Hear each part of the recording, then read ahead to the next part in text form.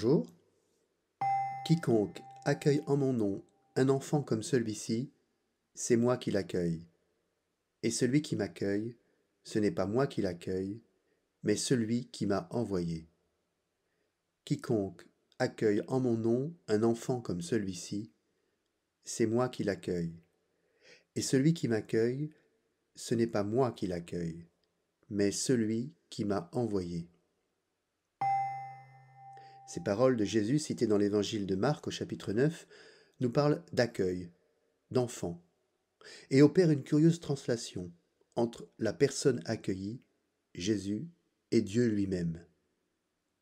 Accueillir un enfant au nom de Jésus ne va pas de soi dans le monde antique.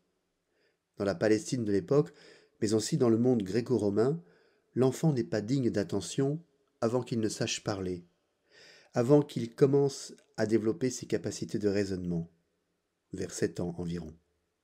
Le mot enfant d'ailleurs vient du latin et désigne celui qui n'est pas capable de parler.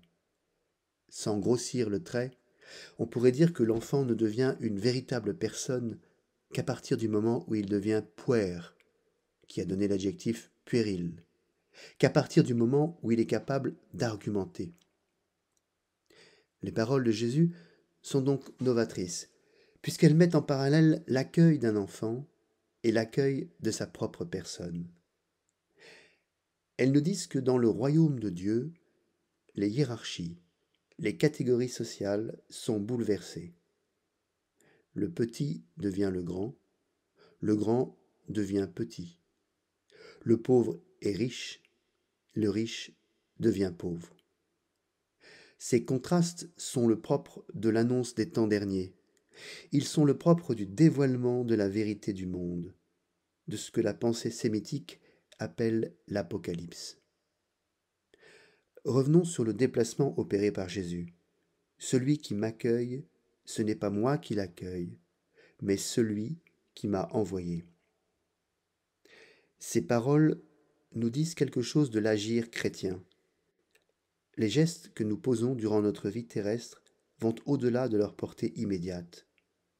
Parce que Jésus s'est fait frère de tout homme, nous le voyons quand nous aidons un frère. L'agressivité, venue de la rivalité mimétique, que l'on songe à Caïn et Abel, vole en éclats. Nous pouvons voir en tout homme un frère, car nous sommes frères en Jésus-Christ. Jésus va plus loin, puisque par sa filiation divine, il souligne la présence de Dieu dans tout geste d'accueil et de fraternité. Accueillir un petit, un exclu, un pauvre comme un frère, nous fait goûter la présence de Dieu dans notre vie. Cette présence est un véritable sacrement. C'est ce qu'on appelle le sacrement du frère. Dans la relation fraternelle, nous voyons Dieu avec les yeux du cœur. En cette rentrée, arrêtons-nous un instant sur notre façon d'accueillir, sur les occasions qui nous sont données au fil des jours, d'accueillir l'autre, le tout autre. Cherchez, vous trouverez, frappez, on vous ouvrira. Bon dimanche.